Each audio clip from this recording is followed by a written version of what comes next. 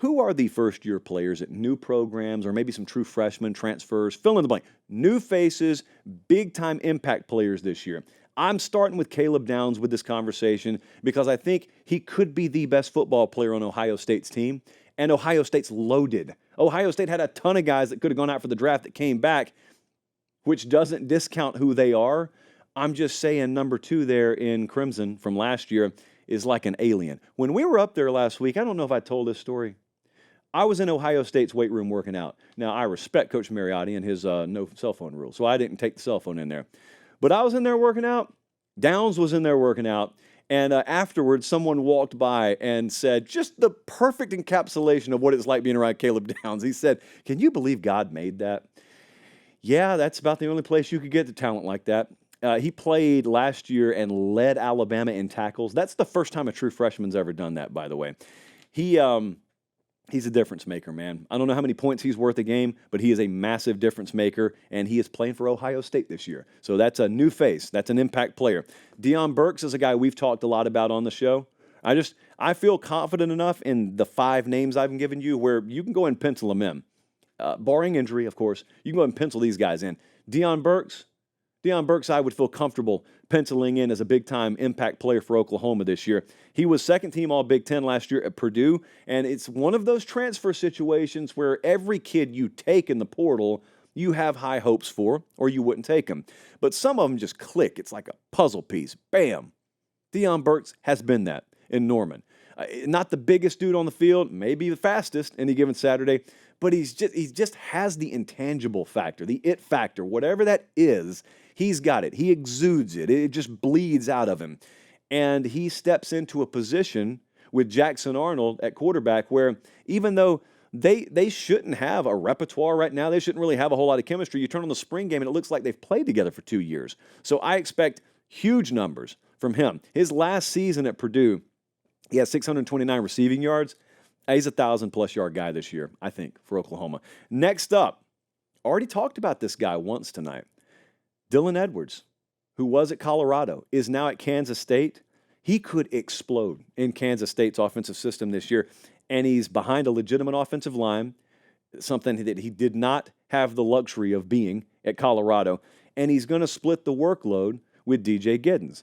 And Avery Johnson's the quarterback there. So it's not the kind of offense where they're going to ask him to run the ball 30 times a game. I'd love to see what he's capable of if he did that. But he is going in a situation, think Michigan, the way that they handled Corum and Edwards the last couple of years, not comparing them. I'm just saying that kind of dynamic. That's what he could be there. He had 36 receptions last year as well. Like, we're showing you B-roll right now, and the first thing Colin showed is not a carry. It's him catching the ball. He's really, really fast. And he's really elusive and got good hands, got good vision. So he's in the right system, I think, to explode this year. Impact player. New face, new place, impact player.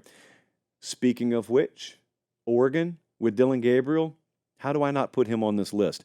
You're looking to replace a first-round draft pick in Bo Nix.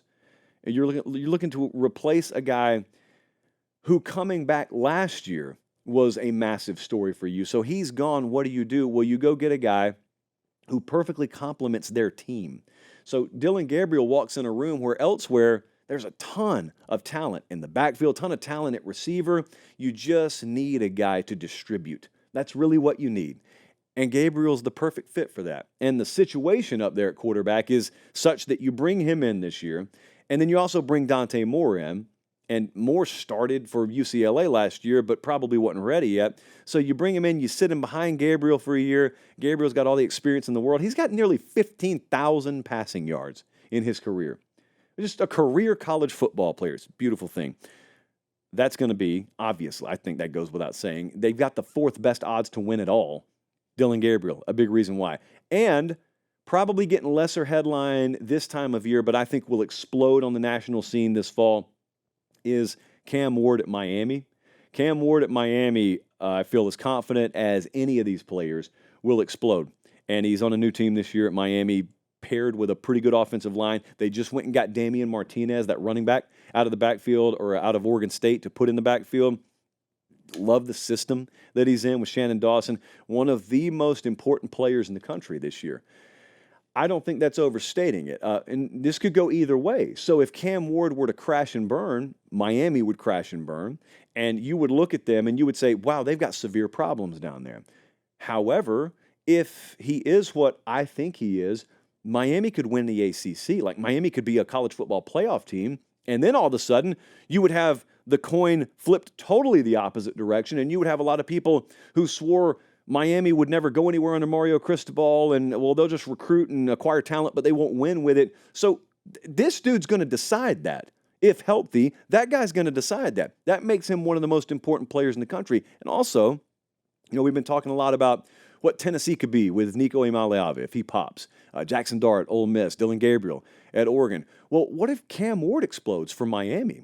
And they're 3 years now into rebuilding that roster. What could they look like? Again, if he's bad this year, moot point. If he's really good this year to great, what could they be? Florida State, Clemson, and then Miami. Miami's got the third best odds to win the conference this year, so what could they be? He is one of, I think, the most talented newcomers, but also he's one of the most important players in the country this year.